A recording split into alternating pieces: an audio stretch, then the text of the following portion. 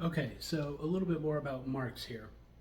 Um, Last time we talked about the mechanical pieces of his understanding of economics, the bourgeoisie, the owner class, the proletariat, the labor class, um, the idea of surplus value and wealth being surplus value added up and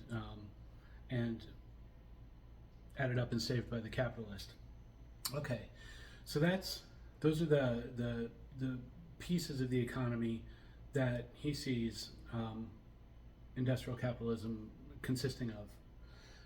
But now today I want to spend a moment talking a little bit about kind of the psychological aspect that he expected the working class to have or suffer from. And the big picture of that, the big word is alienation. So what did he mean by alienation in this context? Well, he sort of had this idea, Marx did, um, that the ideal human life was not working 12 hours a day on a factory, in a factory for somebody else, and being poor your entire life. Um, his idea, there's a quote somewhere, and I'm not getting this right, um, that the ideal day would be something like, spending 4 hours working in your factory or your store or whatever, 4 hours in your garden or fishing or hunting, and then another 2 hours down at the pub debating politics. And when he says down at the pub debating politics, he really is referring to the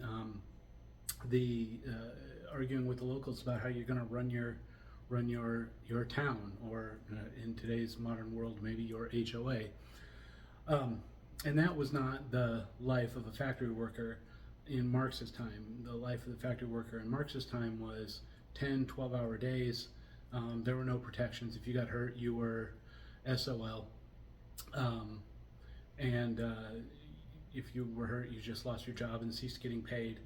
Um, while it wasn't Marx's days, it was almost 100 years later.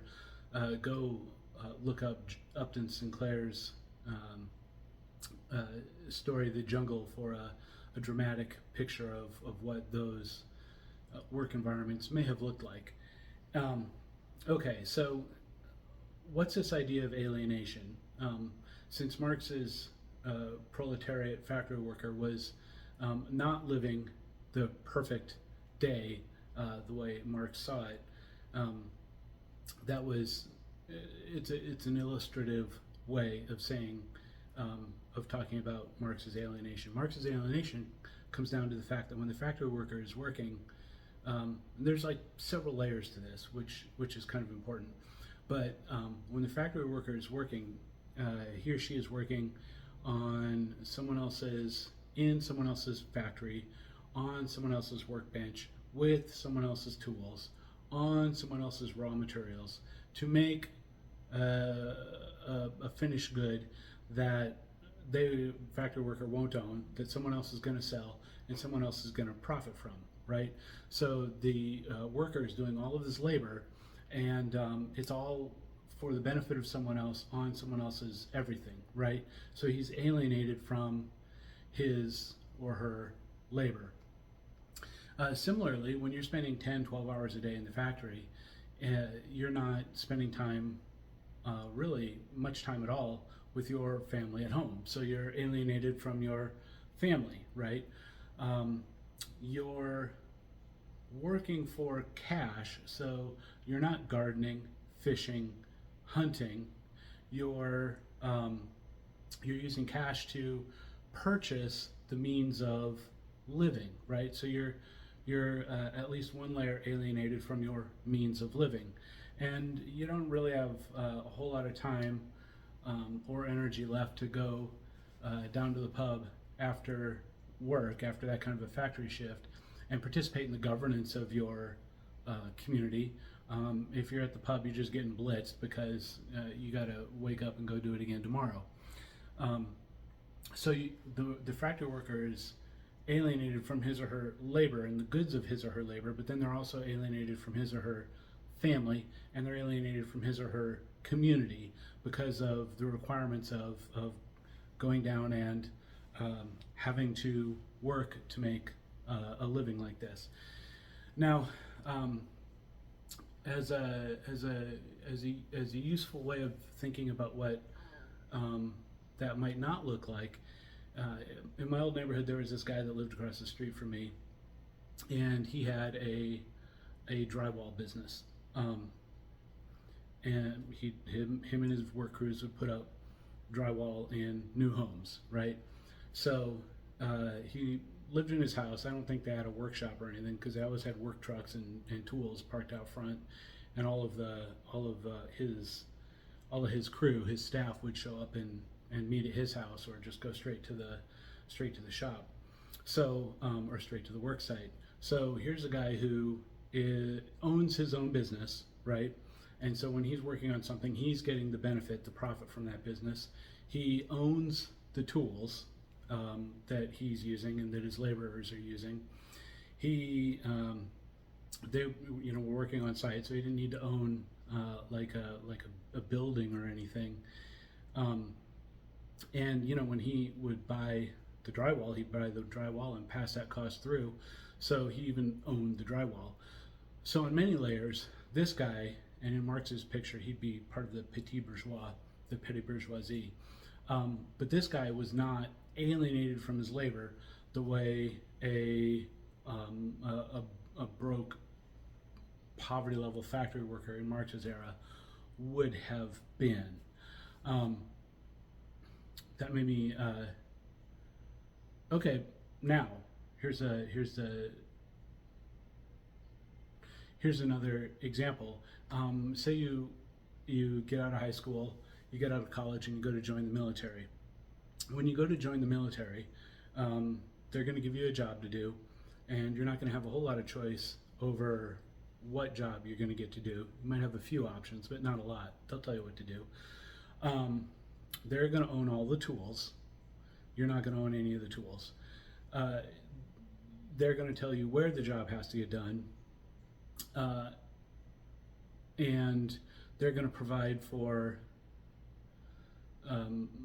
a lot of your needs in order to get you to be able to do that job. And I wouldn't say that you're alienated from your labor in the military, but I do want you to recognize that if you're in the military, the government owns the workplace, the workshop. The government owns the tools, the weapons, the Humvee.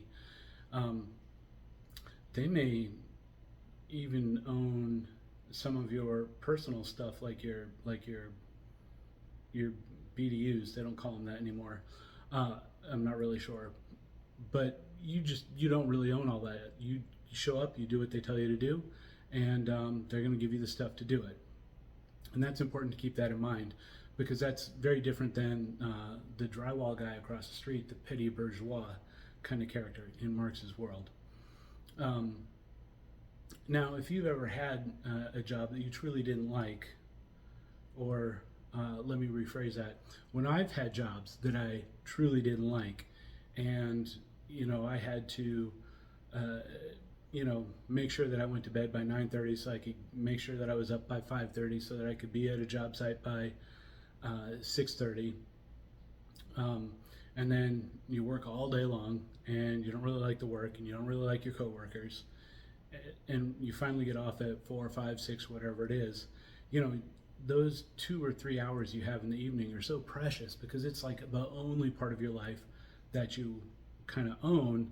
And then when 8 o'clock, 8:30 starts rolling around again, 9 o'clock, I'd start to get sad and resentful that I truly was not in control of my own life.